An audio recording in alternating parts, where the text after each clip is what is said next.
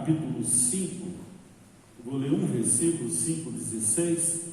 Você que vai nos acompanhar aí pelas redes sociais, que Deus abençoe sua vida. É um prazer ter quem nos acompanha, né? Tiago 5:16. Estivemos falando hoje na manhã, nesse texto, a EBD, nós estamos trabalhando 12 dinâmicas de crescimento espiritual. Hoje foi a quinta e nós estivemos trabalhando nesse texto, e eu trouxe alguma coisa um pouco diferente da de manhã, mas complementando o assunto para a gente poder partilhar na noite de hoje, tá? 5:16 diz assim: portanto, irmãos, confessem os seus pecados uns aos outros e orem uns pelos outros para que vocês sejam curados. Muito pode, por sua eficácia, a súplica do justo. Novamente, portanto, irmãos, confessem os seus pecados uns aos outros e orem uns pelos outros para que vocês sejam curados. Muito pode, por sua eficácia, a súplica do justo. Amém? Podemos assentar. O autor dessa carta, chamado Tiago, o que está na mente dele, o que esteve na mente dele ao escrever o texto, basicamente você olhando toda a carta, é que haviam pessoas cristãs dentro da comunidade da época cristã, com pecados não confessados na sua vida. E o fato desse pecado não confessado foi adoecendo esses irmãos da comunidade. Você pode ver no versículo 20 isso. A doença aqui nesse texto é um resultado, então, dos pecados não confessados ou de uma vida cristã não acertada, alinhada com os ensinamentos de Deus. Então você vai pecando, aquilo vai se tornando um hábito e você não alinha, não corrige, e Deus então permite que enfermidades possam vir como disciplinas de Deus para o cristão que não se dispõe a corrigir. É o mesmo exemplo da carta aos Coríntios, quando está se falando da Santa Ceia, ao dizer que muitos dos irmãos da comunidade estavam adoecidos, alguns até tinham morrido.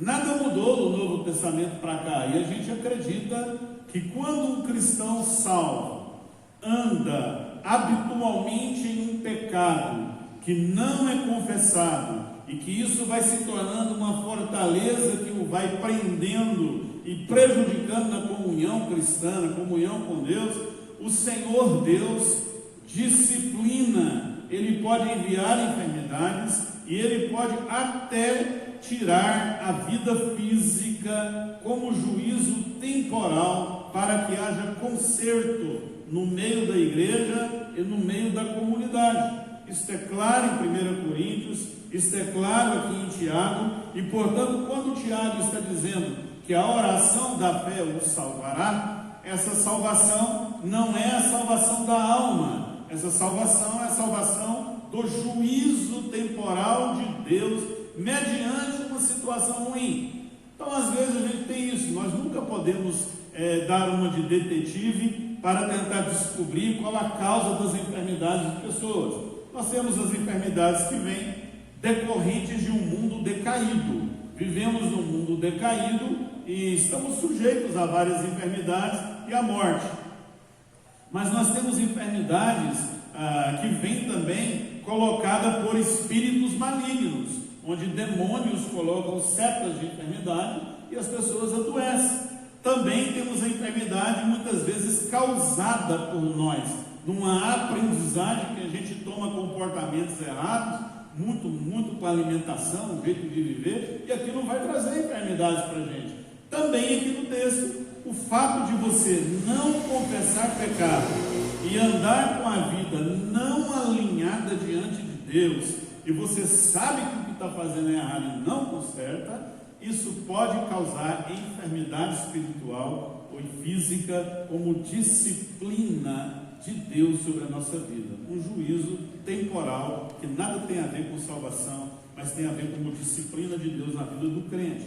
Pressupõe que os enfermos que estão envolvidos aqui, vai ocorrer um abrir de coração. A ideia do texto é: a pessoa está doente, nada está indo para frente, não está recuperando, há um problema espiritual, há uma falta de confissão de pecado. Então está dizendo: chame os presbíteros, que eles possam ir na casa do doente, porque nada está melhorando, que eles possam levar o óleo e fazer uma unção com óleo, e que eles possam, quem sabe nesse momento vai ter um momento de abrir a alma, de rasgar corações, de dizer coisas que estavam escondidas, que muitas vezes não tivemos condições ou coragem de confessar e de dizer um ao outro. E aí o texto está dizendo: se isso acontecer, vai ser maravilhoso, vai haver perdão, vai haver cura, vai trazer restauração.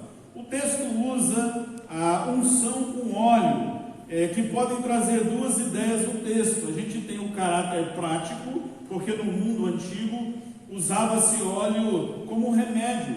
Então a ideia é: quando vocês forem lá, levem remédio, levem recursos espirituais e recursos físicos, o que puder, para ajudar a levantar a pessoa. Mas também tem um caráter religioso, e aqui de dois lados. Alguns defendem o uso sacramental, dizendo que há poder no óleo, que há uma unção no óleo. Então leve o óleo, porque quando você pôr ele, esse óleo foi orado pelo pastor fulano de tal, esse óleo, cadê o óleo ungido? Traz ele aí. E tem muito isso no Brasil, né? O óleo não cura ninguém, o poder não está no óleo. Inclusive a igreja presbiteriana do Brasil, em suas decisões, ela está recomendando e proibindo que a igreja faça unção com óleo na hora dos cultos, para evitar que haja um misticismo, um uso sacramental de gente que acredita que se você pegar um copo com água, vamos orar com ele que vai te curar. Essas coisas que estão aí em voga no Brasil. O poder não está no óleo. A outra interpretação é que o óleo é simbólico. Nós precisamos de uma aprendizagem. Assim como você vê a Santa Ceia, quando vem ceiar e tem o pão e o suco, o poder não está no pão, o poder não está no suco, é simbólico, trazendo uma representação espiritual, para nos ensinar, através de sinais de óleo, um método que Deus quer fazer e Deus quer curar. O poder não está no óleo, o poder não está nos presbíteros que oram, né? Chame os presbíteros. Então a igreja presbiteriana aceita que quando houver um enfermo no nosso meio, e este enfermo quiser oração, que ele chame um pastor e os presbíteros em sua casa, ou que ore nas dependências do templo, mas não em culto público, e a gente faça isso dizendo: olha, este óleo simboliza o Espírito Santo, esse óleo reforça a tua fé na verdade que está por trás. Mas aonde está o poder da cura? Exatamente no que o versículo está dizendo: confessem os vossos pecados uns aos outros para serdes curados. Essa é a ideia. É a ideia de uma comunidade terapêutica, é uma ideia que a confissão vai trazer uma restauração, e ela parte de um princípio local que estava acontecendo com Tiago e vai generalizar, deixando o privilégio e a responsabilidade para que a igreja entenda que há uma ação preventiva, que é melhor confessar pecado, é melhor abrir a alma com alguém que você confia, do que andar sozinho. De que no versículo 16 vai dizer que se nós andarmos um com o outro, nós seremos abençoados. E hoje pela manhã a gente estava vendo isso no EBD. Quando você anda com alguém que você confia, que você abre a alma, que você conversa, que você dá permissão para que a pessoa possa falar da sua vida e com a sua vida, essa pessoa vai te confrontar, vai te levar a tomar decisões, vai te ajudar a fiscalizar nas fraquezas espirituais, e é bem possível que você terá uma restauração espiritual. Essa é a ideia do versículo. Mas o que é confissão? Bom, confissão é o ato de desnudar a alma, tirar a roupa da alma. Não sei se a alma tem roupa. Nós costumamos vestir a nossa alma, a maquiar a alma, com tantas outras coisas, né? A nossa atenção do século 21 é voltado para o corpo. O corpo é exposto, o corpo deve ser cuidado e um monte de coisas. Mas a ideia é que a alma adoece e a gente precisa de tirar as máscaras, aquilo que esconde, para que a nossa alma receba cura. Então é o lugar, é o momento onde a gente vai abrir a nossa alma, e ninguém é bom demais. Todos nós, olha o que o texto diz: confessem os vossos pecados uns aos outros. Então o pastor tem pecado, o presbítero tem pecado, o missionário tem pecado, o crente na igreja tem pecado. Todos nós temos uma natureza pecaminosa e todos nós está dependente a vacilar, a cair, a errar e a ter dificuldades para levantar. Todos nós. Então nós precisamos um do outro para abrir a nossa alma e dizer: olha, eu estou vacilando nisso, eu estou sendo tentado nisso, eu estou precisando de ajuda, não estou conseguindo caminhar. A confissão, o ato de desnudar a alma, vai trazer cura, vai trazer terapia para a nossa vida. A confissão é o confronto com a nossa natureza caída.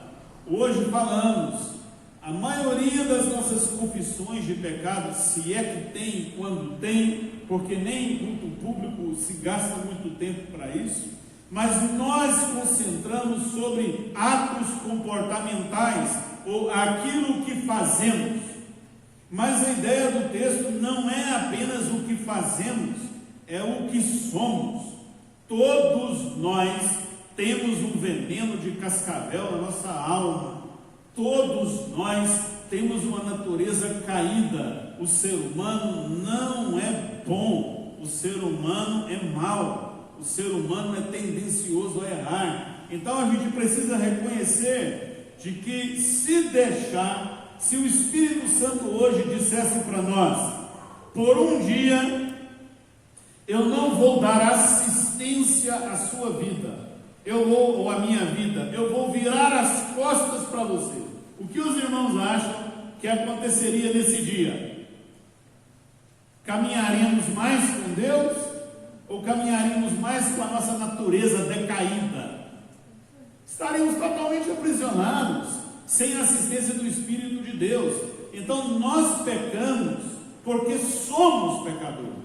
Há uma natureza má. Se você pegar um bebê, imaginar que nasceu hoje, e você colocar ele numa redoma, num lugar especial, e não der a ele celular, internet, televisão, e evitar que ele tenha contatos com pessoas e veja como o mundo é, tentar criá-lo num lugar separado, ainda assim, no decorrer da criação, você vai ver uma manifestação de uma natureza se revelando, uma agressividade natural, um pecado cravado na alma. Então a confissão é nós dizermos: Senhor, estamos aqui para concordar que a Tua palavra diz que não há nenhum bem sequer em nós, e que nós estamos perdidamente perdidos, que se não for o Senhor, estamos arruinados, e de fato a nossa natureza é corrompida, o mal que eu não quero habita em mim. Se nós reconhecermos isso, então o Espírito Santo faz o seu lugar em nós. Não é apenas o que fazemos, é o que somos. Então não olhe para você se comparando, que você é uma pessoa boa, em comparação com uma pessoa lá fora, ou alguém preso em vício de drogas, ou álcool, ou prostituição, quando entrar na igreja e sentar do teu lado. Não olhe para você dizendo: graças a Deus que eu não estou nesse caminho, como se você fosse superior. Nós somos pecadores do mesmo jeito, e a diferença de não estarmos prostrados lá é que o Espírito de Deus assiste a gente, ministra em gente, anda conosco, nos erguendo. Mas é preciso todo dia nós falarmos: Senhor, tem misericórdia de nós. Nós somos pecadores. Quando você vê o pior pecado na vida de alguém lá fora, na vida de alguém da igreja, diga ao Senhor: cuide dessa pessoa e tem misericórdia para que eu não possa cair nesse erro. Jesus me ajude, porque eu sou feito da mesma natureza, entende? Confissão é isso. Confissão, portanto, é o ato de desmascarar a falsidade da nossa vida e começar a colocar um pouquinho mais de honestidade. Desde cedo nós aprendemos a representar, a desenvolver papéis. Desde cedo na criação nós aprendemos a fazer coisas para agradar os outros, para ter a aprovação dos outros. Desde cedo nós queremos aprovação, nós queremos aceitação. Então nós temos um hábito muitas vezes de esconder feridas, defeitos, erros e tentar apresentar uma coisa que não somos, a fim de que a gente receba aceitação, reconhecimento e aprovação dos outros. Desde cedo o ser humano é assim. E confessar é tirar a máscara, é ser honesto com quem você é. Entende? Deus habita com o que tem o coração honesto, sincero. Deus não habita com o religioso falador. Deus habita com quem tem um coração honesto, sincero, está cometendo um pecado e está gostando de fazer o pecado e está dizendo: Senhor, esse pecado é bom demais, como a minha alma sente prazer de fazer ele, Senhor, mas ele é contrário à sua palavra, ele vai me levar para o caminho mau, ele vai trazer consequências ruins. Senhor, me livra, me ajuda, tem misericórdia de mim. Essa é a confissão. Então todo pecado que não é confessado é um ato de solidariedade com o reino das trevas. Quando eu não confesso, eu estou trazendo trevas para a minha alma, ok? Então nós temos dois perigos na confissão. Primeiro, o ato de generalizar. Deus, eu quero te confessar a multidão dos meus pecados que eu fiz hoje durante o dia. Há um perigo muito grande, sabe por quê? Quando nós oramos pelo pacote, quando nós oramos pelo que fazemos, a ideia é o que está na nossa cabeça, é o ato legal da absolvição, não é? Se eu disser assim: Senhor, todos os pecados que eu fiz essa semana, eu estou orando em nome de Jesus, pacote para o Senhor, me perdoe. Ele perdoa? Perdoe? Se confessar por pacote? Sim ou não? Dúvida? Vou deixar vocês na dúvida, né? Mas o que está na nossa cabeça é absolvição. Eu não quero ser condenado. Tem gente que pensa que vai para o inferno por causa do pecado. Então, eu quero confessar tudo. Mas a ideia da confissão que está aqui nesse texto não é a ideia da condenação, é a ideia da transformação do caráter. Quando eu começo a generalizar demais, Deus perdoe todos os meus pecados, em nome de Jesus, amém. Se for sincero, é lógico que o Senhor ouvirá a sua oração. Você está dizendo: tudo que eu fiz na semana está nas tuas mãos, eu confesso ao Senhor, eu errei mesmo, e o perdão vem para a sua vida. Só que o problema é que quando nós nos relacionamos item a item, dizendo: Senhor, essa semana eu menti de novo, Senhor, eu tenho gostado de mentir, esta confissão vai fazer a gente pensar por que a gente tem feito os mesmos erros e confessado as mesmas coisas e não tem mudança. Então o que precisa estar na nossa cabeça é o caráter, a transformação, é a pedagogia da confissão, é entender que pecados têm que ser largados e que tem coisas difíceis de largar e que não adianta orar no pacote se a gente não aprende individual como é que se vence o pecado. Então há um perigo muito grande de orar generalizando. Quando você vai pedir bênçãos para Deus, você também generaliza: Senhor, me dá todas as tuas bênçãos que o Senhor tem para mim. Geralmente nós oramos como: Senhor, eu estou querendo comprar aquele carro que eu sonhei tanta dificuldade.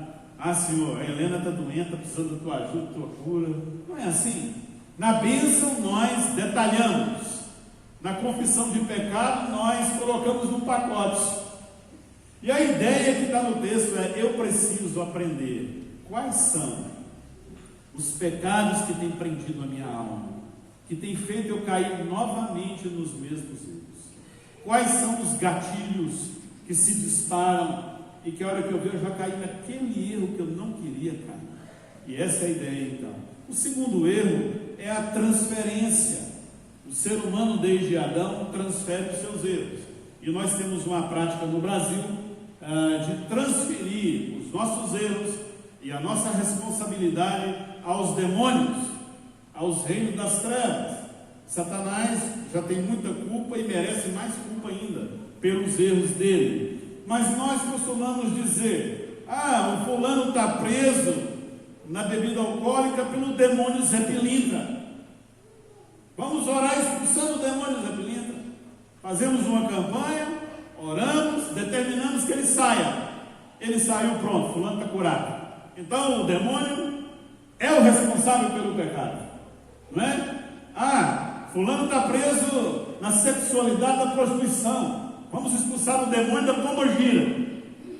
Porque se a gente expulsar em nome de Jesus, aquele fulano não vai ter mais problemas com prostituição, não vai cair no erro. Será? Não estamos negando que em todos os pecados há uma ação maligna de Satanás por trás. Na mentira, na falsidade, na manipulação, no querer controlar a vida dos outros, no querer controlar a vida dos vizinhos, no querer fingir uma coisa que não é. Sempre tem uma ação maligna, mas a responsabilidade é minha, é sua. E a confissão vai nos ensinar isso. Eu pequei, eu errei, eu fiz o mal, eu gerenciei, engravidei no meu coração essa porcaria que entrou, eu dei lugar, eu fui namorando e gostando do pecado. Então a confissão me faz não transferir, mas assumir a minha responsabilidade. E aí o texto, então, a gente tem algumas formas de confissão. E você tem uma forma chamada confissão auricular, que geralmente é feita na igreja católica. Se tivermos católicos aqui, não estamos falando mal. É um princípio bíblico. Quando o católico temente vai ao padre para confessar, ele está fazendo a confissão chamada auricular, ou ao pé do ouvido. É errado a confissão auricular? Não, ela não é errada. Ela é certo você procurar alguém para confessar. É errado você ir com a ideia de que confessando para o padre ou o sacerdote, você já está perdoado e curado. Não, não há poder no padre de perdoar pecado, nem no pastor e nem em nada. Há no sangue de Jesus. Agora, o ato de ir é um ato bíblico, é a confissão auricular. O ato de colocar penitências é um ato que a Bíblia não apoia, mas a Bíblia estimula e recomenda exercícios espirituais, não para expiar, mas para a aprendizagem. Olha, você está fraquejando muito nessa área, quero recomendar você jejuar 3 vezes na semana, fazer isso, fazer aquilo. São ideias de aprendizagem. Não que você fizer vai tirar o seu pecado. Quem tira o pecado é o sangue de Jesus. Mas a confissão auricular é boa, é importante, até mesmo na igreja evangélica, se nós tivéssemos mais essa prática, porque a igreja se individualizou e não dá mais importância à instituição, não é? Todo católico ele dá importância ao ato de ir ao padre para conversar, ok? A igreja evangélica precisa reaprender a prática de prestar contas ao líder espiritual, a um presbítero, a um líder de grupo familiar, que seja de confiança. Você tem o segundo método de confissão de pecados, que é pessoal e privada. Eu e Deus, a gente resolve esse negócio. Ninguém precisa entrar nisso. É bíblico. Há vários exemplos na Bíblia, né? Você pode confessar com Deus: Deus, eu errei, eu fiz isso, eu fiz aquilo. Só que nós esquecemos um princípio, o princípio da restituição. Certa vez eu li uma historinha muito simples, e aquilo sempre ficou no meu coração. Uma pessoa difamou muito a outra, falou muito mal para ela. Saiu mais de 10, 15 pessoas falando mal, prejudicando a pessoa. Depois essa pessoa no encontro com Deus, se arrependeu do mal que fez. Procurou o outro e disse: olha, eu quero pedir perdão a você. Eu andei falando histórias inventadas a seu respeito, lhe prejudiquei muito. Eu não queria fazer isso, mas eu queria que você me perdoasse. A pessoa ofendida pegou um travesseiro com espuma, levou esse outro no monte, num lugar bem alto, rasgou o travesseiro e foi soltando as espumas ao vento. E ele diz assim: perdoado você está, mas eu queria que você descesse do monte lá embaixo para pegar as espumas, uma por uma, para a gente colocar no travesseiro de novo. Qual a ideia? Nós acabamos com os outros, muitas vezes, com a nossa língua, com a nossa maldade, com o nosso juízo premeditado, com as nossas interpretações não bíblicas, com os nossos comentários em nome da justiça. Nós estragamos a vida das pessoas. Aí a gente se arrepende, confessa o pecado e Deus perdoa? Perdoa, porque todo pecado confessado com honestidade, o sangue de Jesus lava o pecado. Mas a gente não quer voltar na pessoa, porque a gente causou um mal. O certo seria, nesse exemplo que eu dei, que se eu sair para 15 pessoas difamando uma, eu deveria voltar nas 15 para dizer: foi mentira minha, isso não aconteceu, eu vim aqui para te pedir perdão. Agora é lógico que as 15 que me ouviram já repassaram, não vai dar para fazer tudo, mas a ideia é: precisamos restituir. E o problema da confissão, eu e Deus, é o problema da parcialidade pessoal. O que a Bíblia diz? A gente vê um cisco no olho do outro, mas não vê uma trava onde? No olho da gente. Quando o outro erra, a gente diz: miserável, precisava mesmo apanhar. Mas quando nós cometemos o mesmo erro, o que a gente diz? Ai, Senhor, tem misericórdia de mim, eu estou tão fraco. Não é assim? Nós sempre exigimos mais do outro e menos da gente. Então a parcialidade, ela é muito difícil. E na confissão uns aos outros, não tem como ser parcial, porque você vai estar dizendo para o outro: olha, vem cá, vamos conversar, eu estou com um problema na minha vida, um pecado assim, assim, assim. E o outro vai estar te ouvindo e vai dizer: mas você fez isso mesmo? Você teve coragem de fazer isso? Porque quem vai te ouvir vai conduzir a clareza dos seus pensamentos, vai te fazer pensar sobre de fato o que você fez, vai te dar um leque de opções para dizer: olha, faça isso, conserte isso, resolva isso. Então, a confissão pessoal é boa, mas muitas vezes ela me faz ser parcial, a ponto de eu não ver o meu pecado. Quer um exemplo de Davi? Todo mundo dá esse exemplo. Parece que pecado de crente é adultério, mas eu vou pegar o exemplo de Davi, só para os irmãos entenderem, com o profeta Natan. Davi errou com a mulher lá, não vou contar, os irmãos já sabem da história bíblica. E aí o profeta Natan vem e conta uma historinha para ele de umas ovelhas, não é isso? Fulano, apenas uma ovelhinha, tal. O que você acha que não deve fazer com esse homem? O que o rei Davi disse? Matar. Olha só como ele era parcial. Nem contando a historinha caiu a ficha. Vixe, eu fiz isso. Aí o profeta teve que colocar o dedo no nariz dele e falar: pois é, esse homem é tu. Aí que caiu a ficha. Você entende? Então, a confissão uns aos outros me livra de ser parcial comigo mesmo e me faz ser mais honesto comigo, né? Outro perigo, quando eu confesso só eu e Deus, é a solidão e a alienação.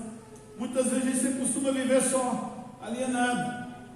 Vamos ser honestos, irmãos. Tem muitos irmãos, a gente está vivendo uma época difícil, que não acreditam no valor de frequentar uma igreja, que não acreditam no valor de obedecer a uma autoridade espiritual, que não acreditam que a igreja seja necessária para a nossa vida. Eu posso ir aqui e acolá, frequentar aqui. Isso são ideias que estão no nosso meio, que atormentam a nossa cabeça. Mas a ideia bíblica é totalmente o contrário. Ela nos ensina a comunhão, ela nos ensina uns aos outros, ela nos ensina a obediência, a submissão recíproca, e a gente entender. Então a confissão de uns aos outros, em troca da manipulação e do temor, ou seja, eu não vou confessar o meu pecado ao Silvio, porque senão eu vou ficar na mão do Silvio.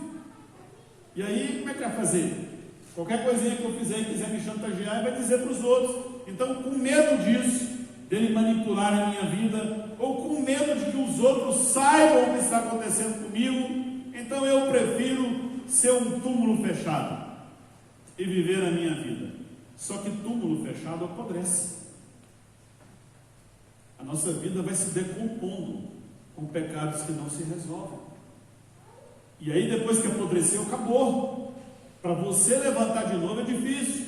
E a gente tem muita gente morrendo espiritualmente, porque não tem a capacidade de conversar, de confessar, de receber curas uns dos outros.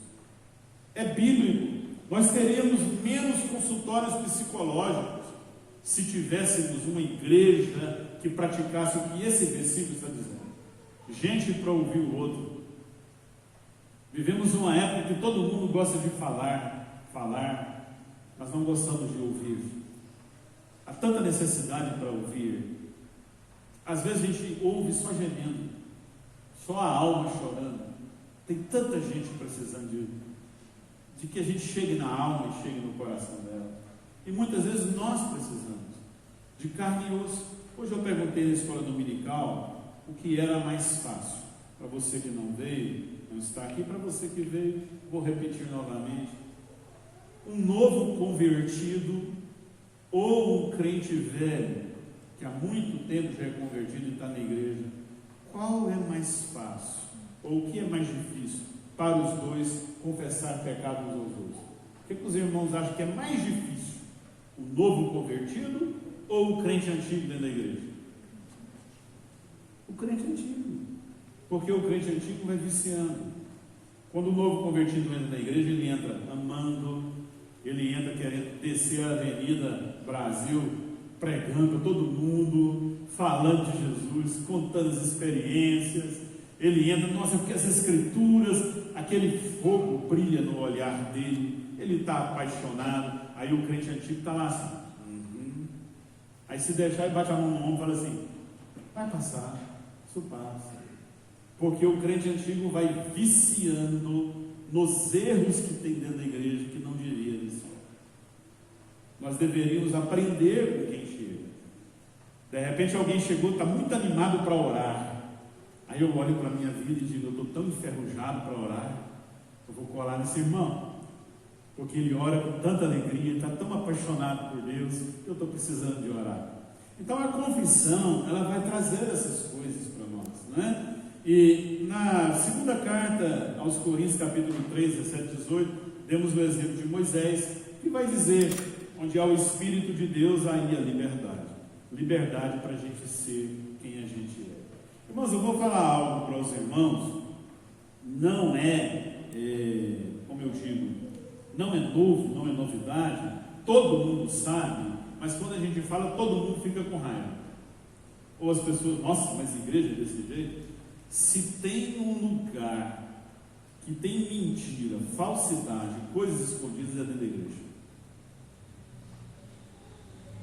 E a gente tem medo de falar isso. Então para que ir para a igreja? Imagina, se dentro da igreja está assim, imagina lá fora.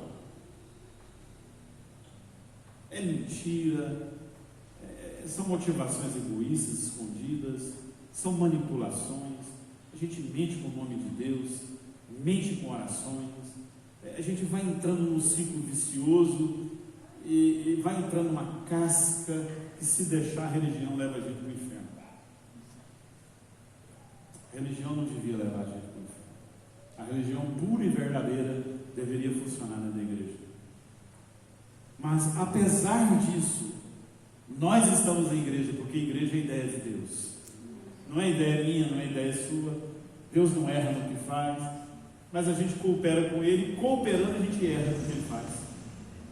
Então, não existe uma igreja perfeita, porque nós não somos perfeitos. Mas podemos ter uma igreja honesta, sincera. E o texto diz isso. O texto diz que nós que temos o Espírito Santo, temos liberdade para ser quem a gente é. Com as nossas dificuldades, não é liberdade para agir como quem quer. A gente acha que liberdade é para fazer o que quer. Estou cansado de dizer isso na igreja. O jovem aí vai completando 18, 19, vai tirando carteira, daqui a pouco está trabalhando e diz: daqui uns dias eu sou livre para fazer o que eu quero. Pai e mãe já não manda. Já não manda quando é pequeno, não vai nem mandar quando é jovem. Mas a ideia do texto é: o Espírito traz liberdade para ser quem eu sou. Liberdade não é para fazer o que quero. Liberdade é para ser quem sou. Não preciso viver escondido atrás da fé, da religião e de coisas para ser quem eu sou. Liberdade me deixa abrir minha alma e dizer: pode aproximar. Não tem muita novidade. Talvez alguma coisa você não conheça, mas eu quero ser quem eu sou. Essa é a liberdade.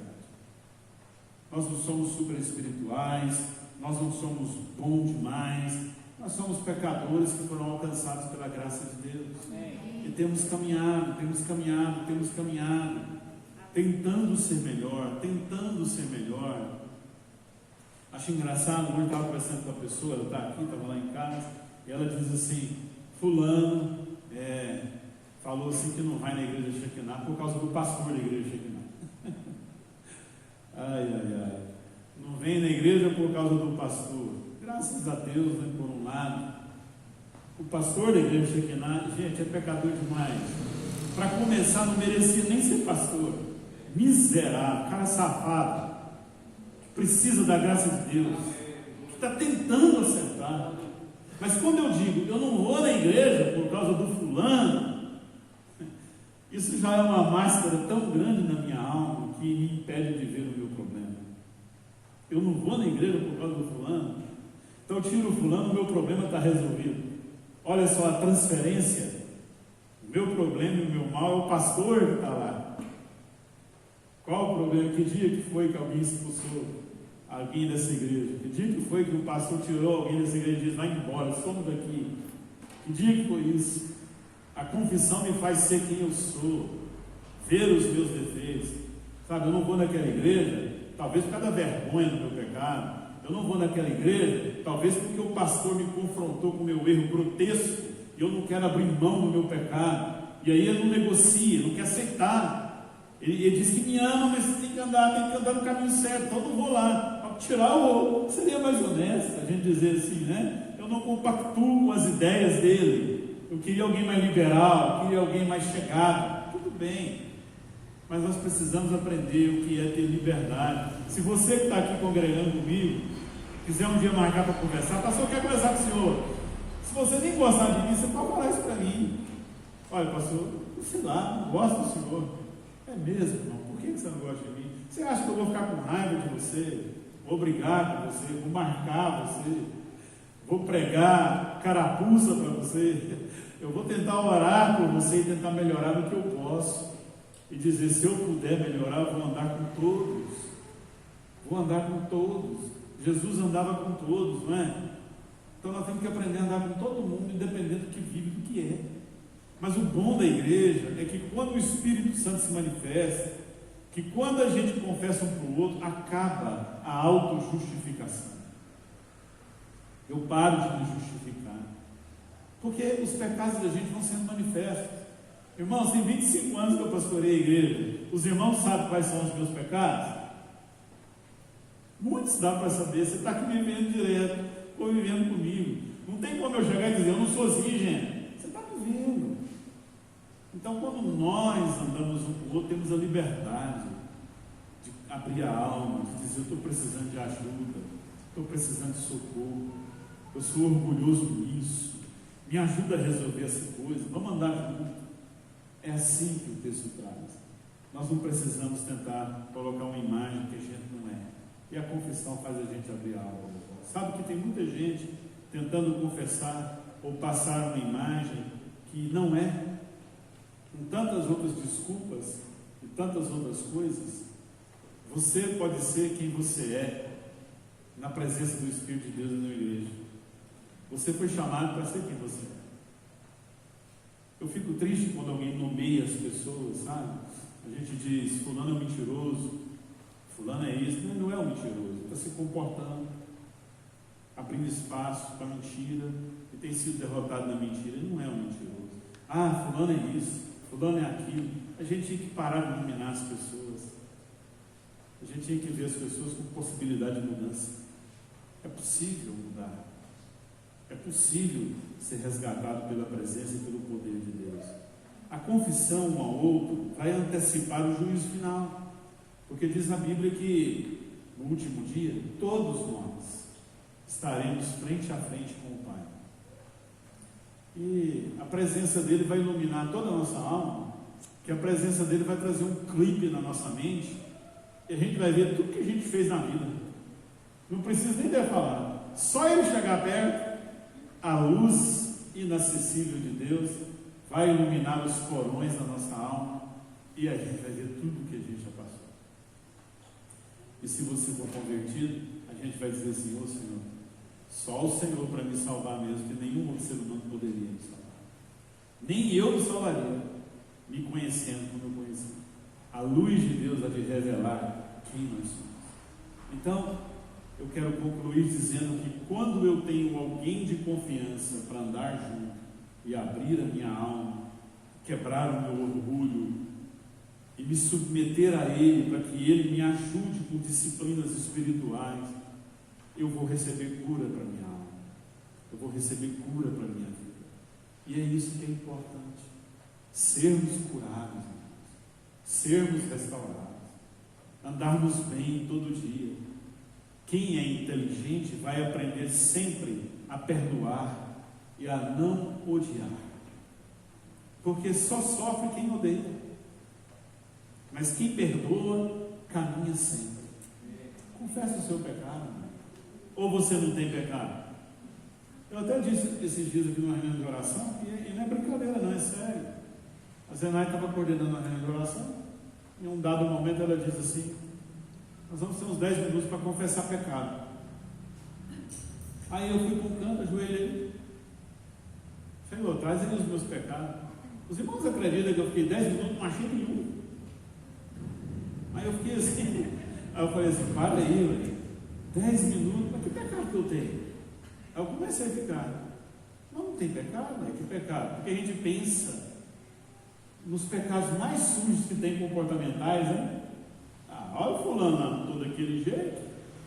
Os irmãos, só de não pensar que não tem pecado, eu já pequei.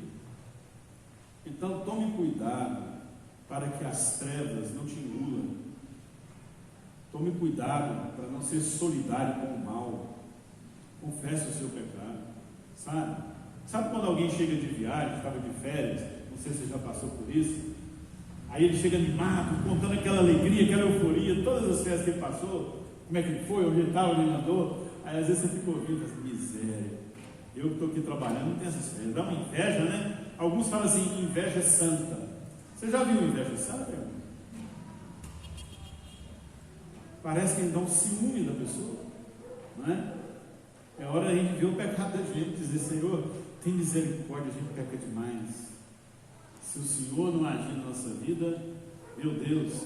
Então, se você está aqui nessa noite, criou uma carreira solo espiritual, anda sozinho, não tem ninguém para abrir a alma, não conversa sobre pecados grotescos, não conversa sobre hábitos de pecados habituais, não conversa sobre dor, não conversa sobre fraqueza, você é um candidato seríssimo a ser cada dia aprisionado por Satanás.